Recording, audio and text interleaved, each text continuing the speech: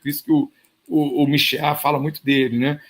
Mas, no final das contas, quando você lê o 1984 George Orwell, que é literatura, mas é também uma filosofia política, é totalmente anti-stalinista, totalmente anti-União Soviética. Na verdade, para mim, aquilo é essencialmente União Soviética. Embora os globalistas querem fazer tudo no mundo inteiro daquela maneira, o Fórum Econômico Mundial, mas é essencialmente anti-União Soviética. Então, um pouco como o Michel, o próprio Orwell se diz de ideia socialista, mas cara, só é o maior crítico do socialismo que tem, na Revolução dos Bichos também. Né? Uma coisa é como o cara se fala ali, outra coisa é a obra do cara mesmo, que você vai ver totalmente. Né? Não sei se quer falar algo sobre isso, ou leio um pedacinho aqui interessante. Não, aí eu já não sei dizer muita coisa. Tá. Não, já vamos também fechando aqui por causa da hora. Ó, as sociedades modernas, o Michel diz, são as primeiras na história a experimentar a estranha ideia de que o destino de todo indivíduo não é se tornar adulto, mas de continuar jovem. Isso. E isso eternamente. Sobre o reino... Isso vai no sentido do Kluskar. Isso é interessante, essa frase, né? É a crítica do progressismo, que ele faz muito bem, o Michel, muito bem. Entendeu? Não é se tornar, continuar jovem. Antigamente o jovem era imaturo, não é? Você tinha que virar logo, né? Uma coisa mais, né? E hoje não, hoje o indivíduo é se continuar jovem, isso eternamente, né? Então, a moçolha queria logo casar e ter filho, a imensa maioria delas, né? Que era uma adultez, né? Os jovens queriam fazer coisas que fossem respeitados como adultos, ou ir para o exército, ou fazer grandes feitos, né? Ser respeitado como grandes, né? E depois teve isso, né? Que ele observou bem, né? De que hoje, a sociedade moderna tem essa coisa de continuar jovem eternamente, né? Sobre o reino de uma crescente economia desenfreada. A vida, então, dos homens tende a se tornar uma corrida perfeitamente absurda por nunca envelhecer e nunca morrer. Ou seja, em suma, por se negar quanto à humanidade. Este terror absoluto de se tornar adulto, quer dizer, de assumir que um dia teremos que deixar espaço, sem essa suposição, o ato de transmissão, que é o ato adulto por excelência, não faz o mínimo sentido, né? O ato de transmissão, para ele, é o ato adulto por excelência, transmitir. Ele mesmo é professor. Este terror não é mais que o contrário do modo de vida ao qual nos constrange o capitalismo moderno. Porque, mesmo fazendo abstração do fato de que toda sociedade progressista, vivendo por definição a sombra do futuro, né, porque está sempre o ideal está no futuro, deve filosoficamente mitificar a juventude, que representa oficialmente esse futuro. Existem razões específicas permanentes sobre o reino do capital para transformar esse absurdo desejo de ficar jovem pela eternidade em imperativo categórico. Né?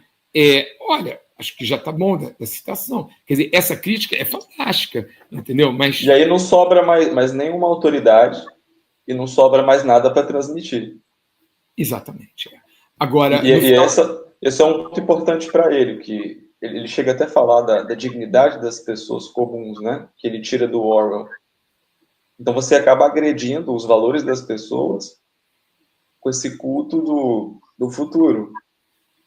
Uhum. Tá. Exato, Ele mesmo continua falando que o que é certo é que as restrições capitalistas sendo o que são, o medo de envelhecer e de morrer na nossa sociedade moderna, vai tomar um lugar que não tem nenhum equivalente nos mundos anteriores. Né? E a China? Ele finge, então, porque não tem um pouco a China, que é mega capitalista, se dizendo comunista, ao mesmo tempo, essa coisa aí, né? E que tem vários lados desse aqui, né? E aí, olha, o único remédio da utopia liberal será levado a propor a curar a doença que ela criou, só pode ser buscado na possibilidade de refabricar integralmente o homem através das novas biotecnologias, transhumanismo, né? Entendeu? O que Fukuyama chamou maravilhado de uma pós-humanidade, indefinidamente reprogramável segundo o progresso do sistema capitalista. Então, o cara está criticando o transhumanismo, né? O transhumanismo é um extremo, né, do progressismo, né? Aí ele, né? Bom, daí o interesse dos mais cretinos pela criogenia. A mitologia do supermercado é, sem dúvida, a forma mais espetacular e que termina por nos fazer lamentar a grandeza das religiões do passado.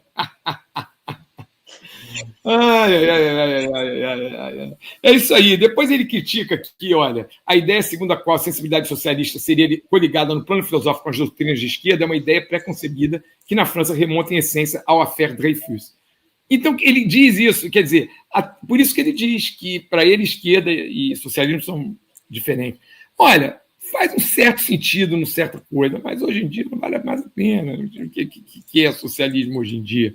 É aquela ditadura da China, é o Vietnã, é Cuba, entendeu?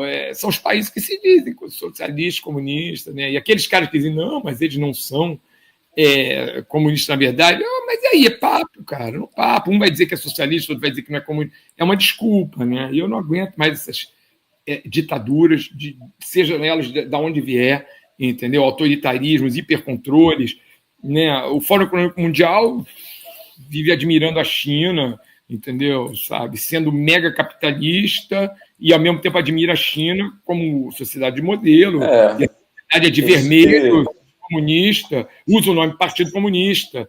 Então, eu não engulo isso, entendeu? Eu não engulo. Aí eu acho que vale seguir a máxima de Celine e nenhum respeito a essas pessoas, assim. Exatamente, exatamente, né? Eu acho que, de certa forma, ele foi assim, porque ele falava do socialismo operário, né? Constitui uma relação crítica da modernidade, sobretudo ao seu individualismo destruidor.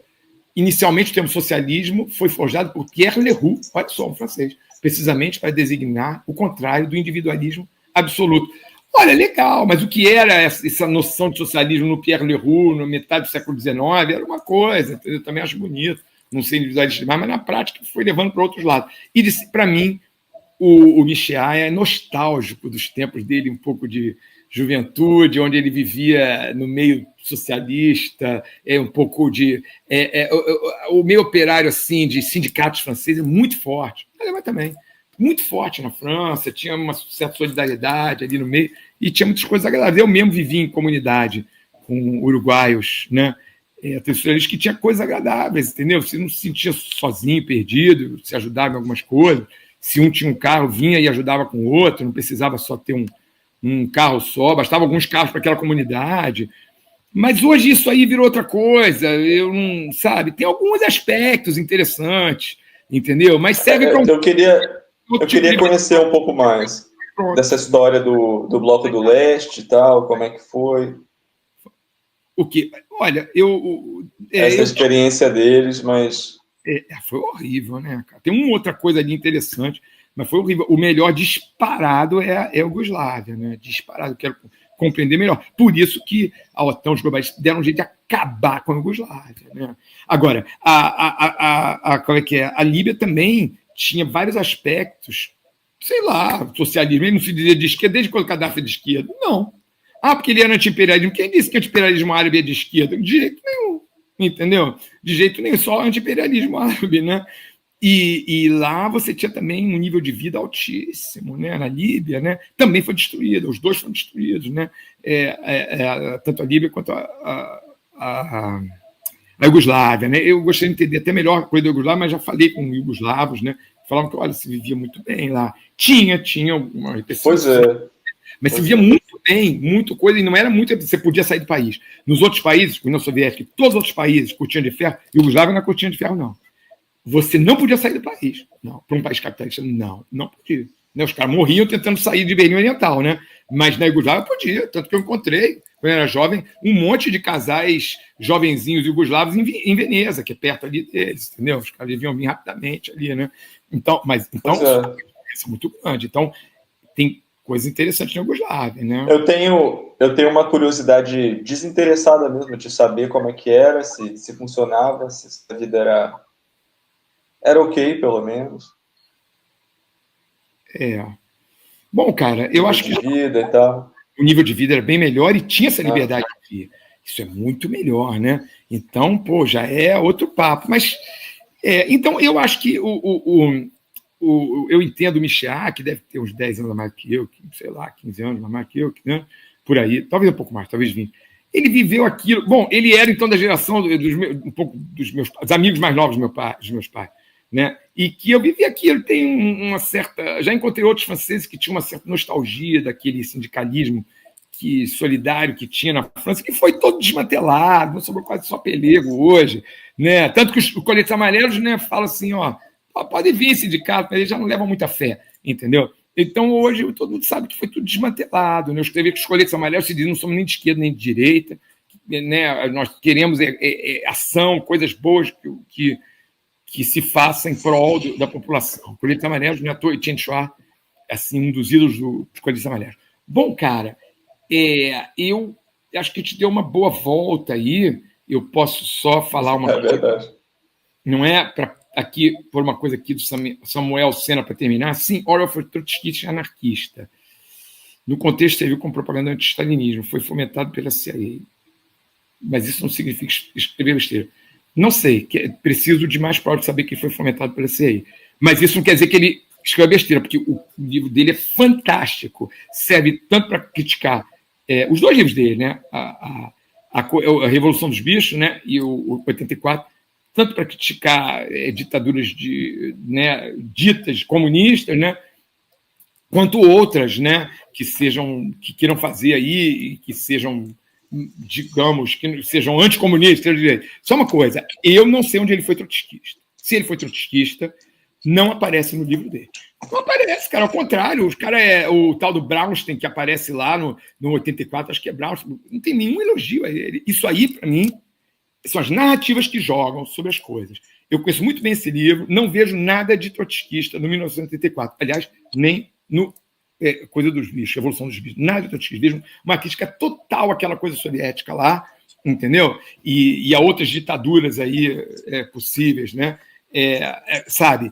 Eu não vejo. Para mim, isso é narrativa. É que nem dizer que o Stalin era antissemita. Não era antissemita, mas todo mundo, esquerdas e direitas, convergem dizendo que ele é antissemita. Não era. Ele foi atrás do Trotsky, e do Trotsky tinha muita gente, o Trotsky era, né, judeu, e, na verdade, tinha muita gente no governo, nas posições de poder na Rússia. Então, ele tirou muita gente da posição de poder da Rússia, o Stalin, né? E, então, tirou isso, mas ele manteve judeu muito próximo dele em altos cargos, e até criou o Oblast judeu e aprovou a criação do Estado de Israel, e nunca foi antissemita. Ele perseguia quem era próximo ao Trotsky, né? Por brigas internas lá. Então, acho que isso aí, Samuel, há que se rever, porque são as narrativas que se encontram por aí e eu não vejo. Se o Orwell elogiou o Trotsky e tudo mais, isso aqui, eu não vejo nessas duas obras dele, literárias, eu não vejo nada de trotskista. Tá bom? Agora, então, demos uma volta aí. Cara, quer dar aí uma última falada sobre algum assunto, alguma coisa aí? Já tá bom, estamos chegando aí às 3 horas. Era para fazer 2 horas, mas acabou que o papo foi 3 horas.